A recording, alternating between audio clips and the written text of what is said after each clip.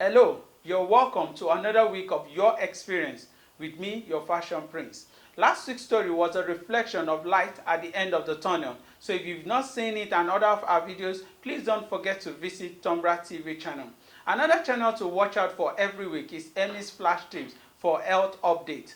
So without much delay, let's join Engineer Patrick at his location. Hello, my name is Patrick Ihidero. I'm from Edo State. I'm a computer engineer by profession. I'm also an entrepreneur and a lecturer too. On one particular day, my prayer group appointed me to give a presentation on the season of preparation. That was the theme of the topic I was being assigned to treat. So I took my time, did some research about what it means to prepare for things, for seasons and all that. So on that very day, it was a Wednesday, year 2018, 25th of April to be precise. At 6 p.m., I was already there in the church to deliver the message that I was assigned to take. So I started by introducing the topic. During my delivery, I mentioned some important components. That is, preparation or the season of preparation is a time or a period where an individual or group of persons, they start to make arrangements. They start to plan. They start to, prepare their mind. I use the example of a traveler that wants to travel to a particular country. Now, the traveler will not just wake up and then start traveling. Number one, the traveler already has in mind where he or she is going to. They already have in mind how long he or she might stay throughout the journey. And so the traveler is able to arrange, prepare, for example, get clothes, get some accessories, toiletries, and every other thing that will make he or she comfortable throughout the journey. So I mentioned that to them, and then I mentioned some important points, such as, number one, during the season of preparation is the time where you have to arrange yourself, get things done. Those components or those tools that will make your journey successful, you bring them together. Okay? And then I made mention of the journey of life, or the journey of life as a human. It's full of challenges. It has ups and downs, but we must prepare for them to handle them. And what do you do in season of preparation? You make research. Why is research important? Research is important because it will help you to make findings about where you are going to. What are the things you should expect when you get there? How do you survive in that particular region? So you make findings during the season of preparation. During the season of preparation, you collect things that will be necessary for that particular event or journey or whatever activity you want to engage yourself with.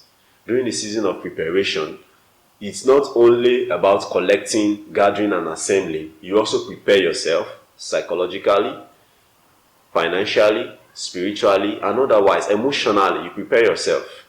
And I also mentioned to them there are reasons why preparation is very important. And the reason is because in order to achieve great success, you must have arranged, you must have planned it. So planning comes in the phase of preparation. Now, apart from this that I've mentioned to them, I also gave an example of a pregnant woman that will deliver in few months' time. Now, logically, the pregnant woman will start by getting some accessories or some wares for the unborn child. Thank God to technology.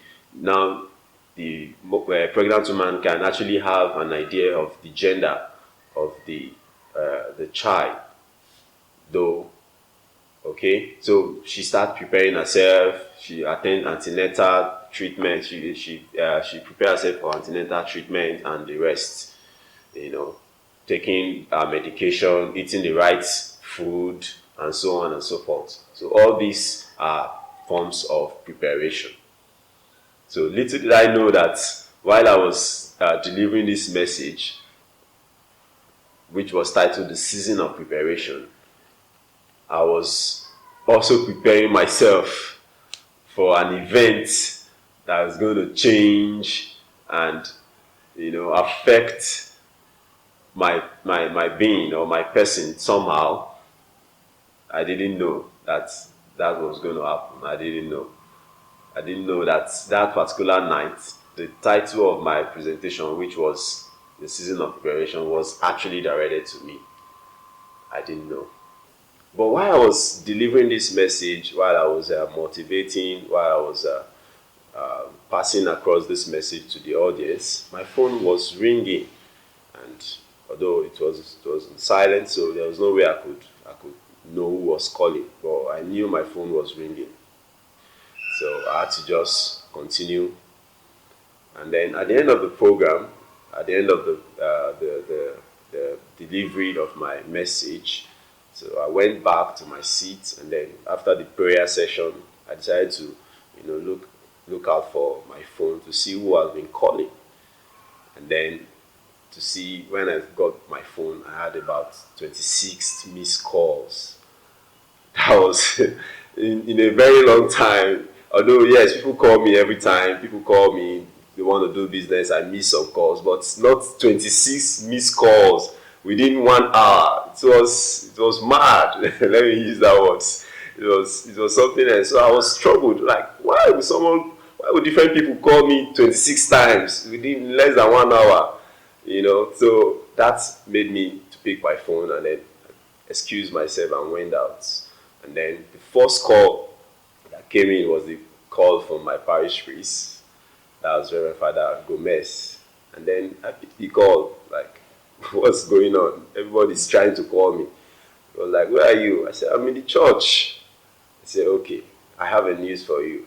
I said, what's the news? Why is everybody trying to call me? He said, yes, they have been trying to call you. I've been trying to call you. Your phones are not, you are not answering the call. And then I said, okay, what's the problem? Then he said, your father has just died.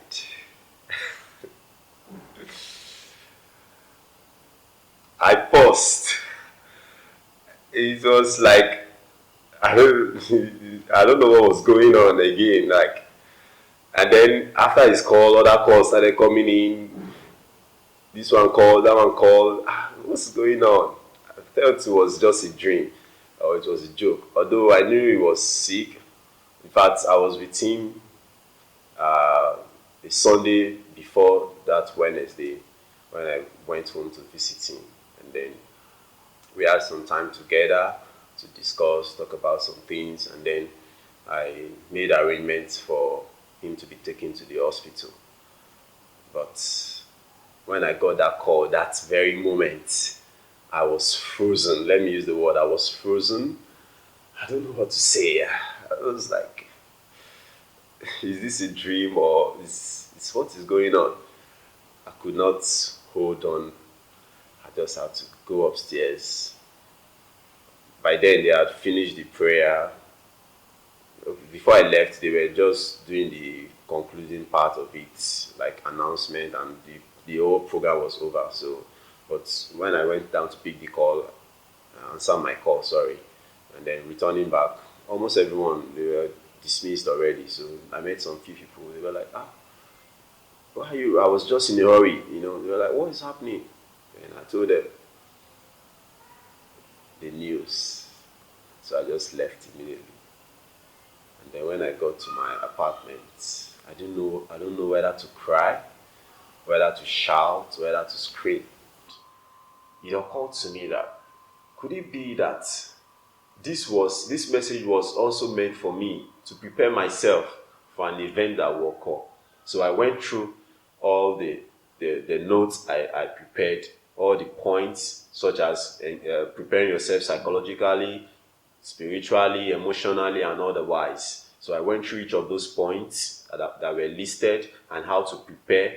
So for a very long, for some period of time, for some few hours, I was just sitting down, just imagining that it's what I've been just been told is a lie, or it's just a joke.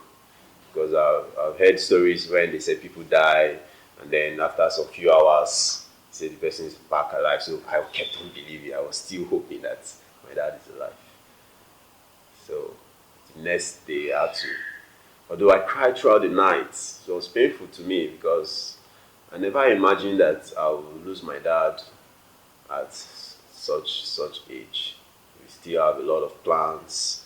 And before I forget, one thing about my dad I really loved about him is a man of principle and he's thorough to the least. What I mean is that if you ask him, because I have most times when I'm not around, he helps me with handling so many things, some projects, this one here and there. And then when I call him, I say, "Hello, Dad. Okay, please, I need you to help me do this, and do that. Help me to fix this." He does it exactly. He pays attention to detail. In fact, I don't need to be there. Once I call him and say, "Please, I want you to handle this thing for me," he does it the same way. So I'm always rest assured. Whenever I give him, "Okay, sir, please, Dad, I want you to help me to handle this. I want you to do it." He does it directly.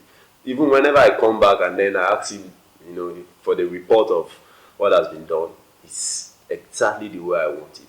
Maybe there might be some little, touching here and there, but that ability to to do something as you have been told, and to do it well, not minding the fact that you are my dad also, and I remember something he usually say. He says something most times. He said even if his son is the general in the army and he's just a sergeant in the army, or he's not even anything, for the fact that the office that person is occupying, he's going to respect the person.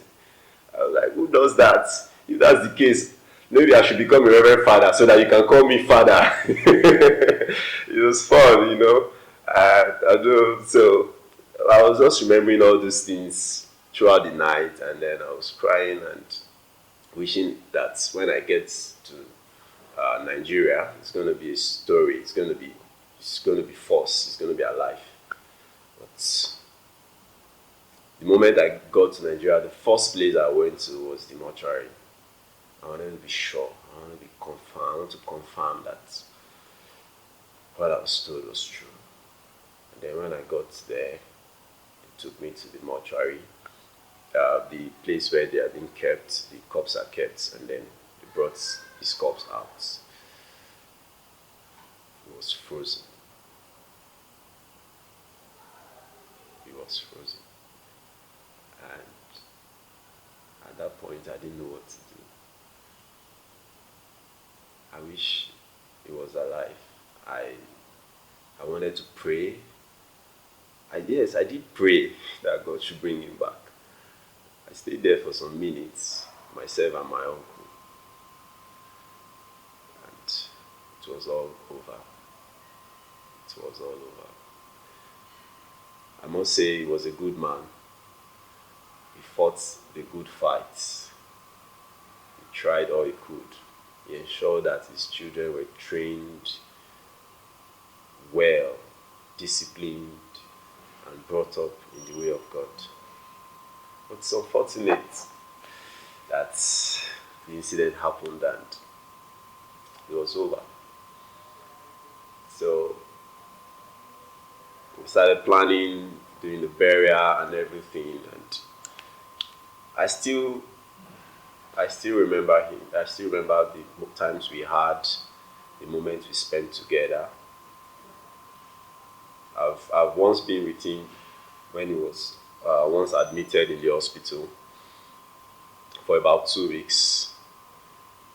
I saw how he fought so hard, fought sickness, fought everywhere so hard to be alive. But it's the will of God. It's gone now. But then, like I tell my siblings, we must now live our own life, fulfilling our own destinies, not looking at what has happened in the past, but looking forward and moving ahead every day. Every day. If there's anything I've learned from him, is ability to pay attention to detail. Very, very important. Pay attention to detail. So that particular topic I delivered that day inspired me to do more research and then to be able to, to move on with life. This is my story for now. Hello, good evening. I am Engineer Patrick, and you're watching Your Experience with the Fashion Prince. Keep it up. Welcome back. Hope you were able to learn from Engineer Patrick's story. Now, when you teach people things, you must also learn to view how impacting it will be in our own personal life. Like his story or his seminar ended up helping him when he didn't know initially that he was also doing it for himself. Please don't forget to like and place your comment after watching this video. If you've not subscribed before, please don't forget to subscribe and also click the notification button for latest updates every week. Stay safe. We'll see you next week. And don't forget to also repost this video because we need your support. Tombra TV loves you. Fashion Prince loves you. Keep watching Tombra TV and it's your experience.